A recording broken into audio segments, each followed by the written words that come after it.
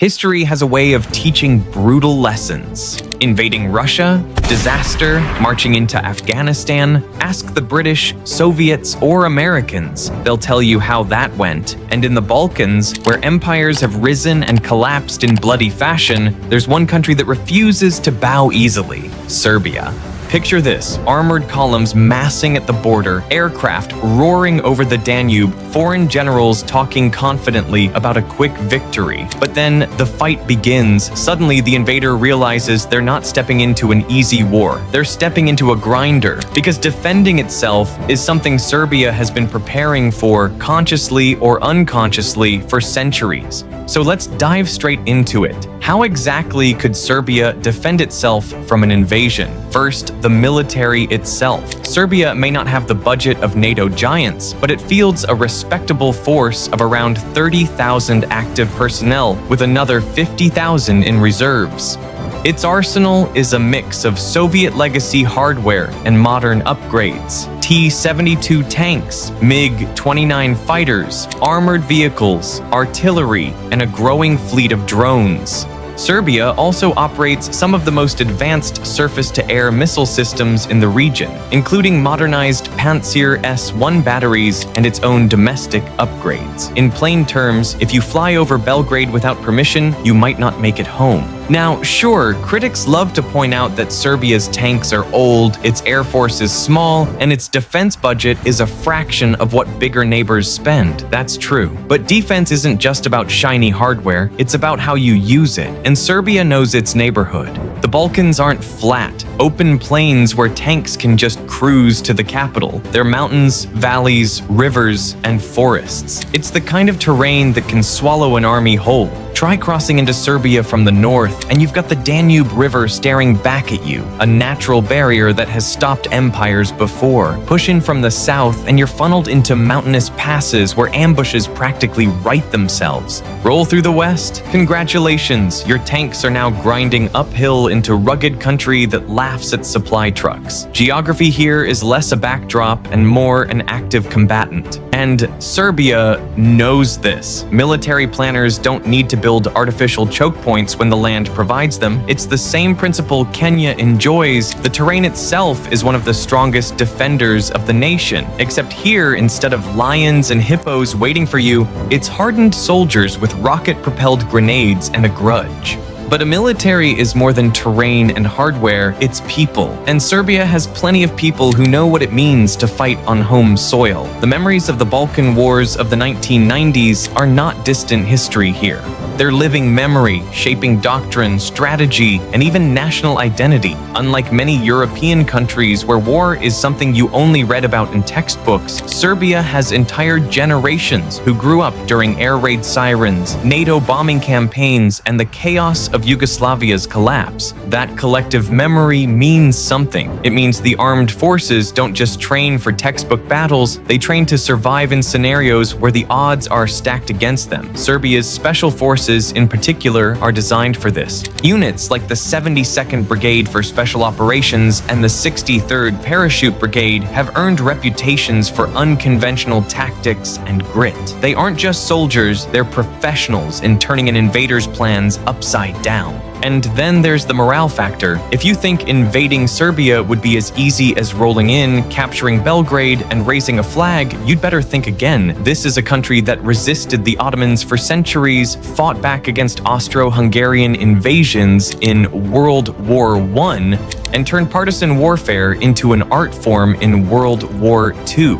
Even during the 1999 NATO bombing campaign, when facing the combined might of Western air power, Serbia's defenses managed to shoot down an American F-117 stealth fighter, at the time one of the crown jewels of the US Air Force. You can argue about the politics, but the point is clear. Serbia doesn't fold. An invader would also have to deal with a reality that modern war has made painfully obvious: asymmetric tactics, drones, cyber warfare, guerrilla strikes, sabotage, all things Serbia is more than capable of employing.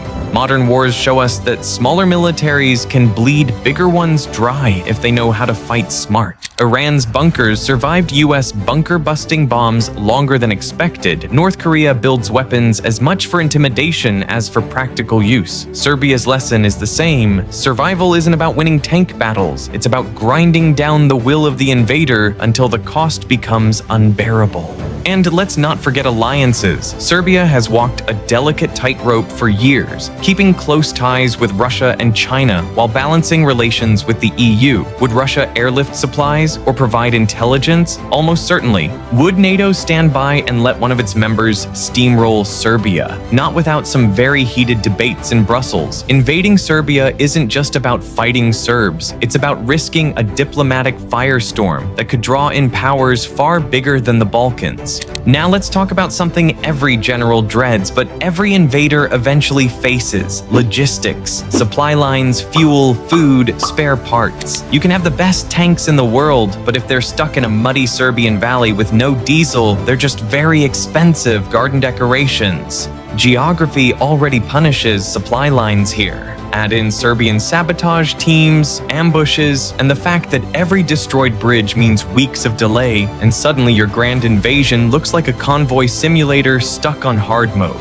Remember how NATO pilots in 1999 struggled to find and hit mobile Serbian missile launchers? Those same principles apply to any invader on the ground. Serbia excels at dispersing its forces, hiding equipment, and striking when it matters most. Imagine trying to keep your troops fed and supplied when every road could be mined, every hill could conceal an anti-tank squad, and every drone buzzing overhead could be live streaming your embarrassment to the world. But it's not just the army an invader would have to contend with, it's the people. Serbian civilians have a long history of resilience, whether it's rebuilding after wars, surviving economic collapse, or enduring sanctions. In a national emergency, that resilience transforms into resistance. Farmers know the land better than any foreign map. Local militias can spring up overnight. And the national pride, let's just say you'll run out of tanks before Serbs run out of determination. This isn't speculation. During World War II, partisan fighters in Yugoslavia waged one of the most effective resistance campaigns in Europe, tying down Axis divisions that could have been fighting elsewhere. Fast forward to today, and the same national DNA exists. Invasions aren't just battles against soldiers. They're battles against a people who don't know how to quit. And let's be honest, morale matters. An invader might march in expecting a quick victory, only to be greeted by memes, graffiti, and the world's angriest grandmas handing out curses stronger than artillery shells. If you think that's an exaggeration, just wait until your troops are stuck in Belgrade traffic. Psychological warfare at its finest. Even assuming the invader overcomes the terrain, the military, and the morale, the costs skyrocket. Maintaining an occupation in Serbia would be a nightmare. Every town becomes a hotspot. Every valley is a potential ambush site. You don't just fight the army, you fight the land, the people, and the history itself.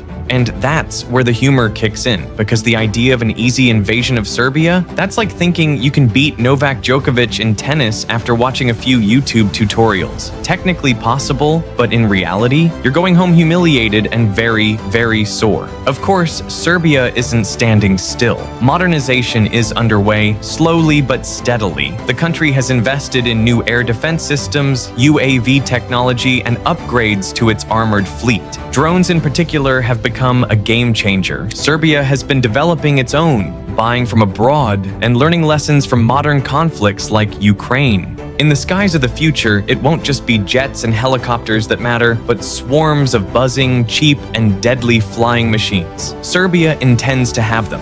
And that's the thing. Serbia's survival strategy doesn't depend on being the biggest or the richest military. It depends on being smart, stubborn, and impossible to conquer cheaply. The Balkans are a graveyard of foreign ambitions. Everyone from the Ottomans to the Habsburgs to NATO has learned that fighting here is never easy, never quick, and never clean. Serbia is a master of that tradition. So, what does this all mean for anyone dreaming of an invasion? It means that Serbia is not a country you waltz into. It's a country you stumble into and then realize too late that you've stepped into a trap. The rivers, the mountains, the people, the history, and the pride all combine into one undeniable reality. Invading Serbia would be far more expensive and far more painful than any outsider imagines. So, if you're an aspiring conqueror with big dreams and little common sense, here's a free piece of advice. Stay home. Serbia doesn't want you, the Balkans don't need you. And if you come anyway, don't be surprised when history writes your campaign as just another failed attempt to break a nation that refuses to break. The only real question is this: in the 21st century, will Serbia's defense rely more on its soldiers and its geography, or on its diplomacy and its alliances? One thing's for certain, whoever tries to find out the hard way won't like the answer.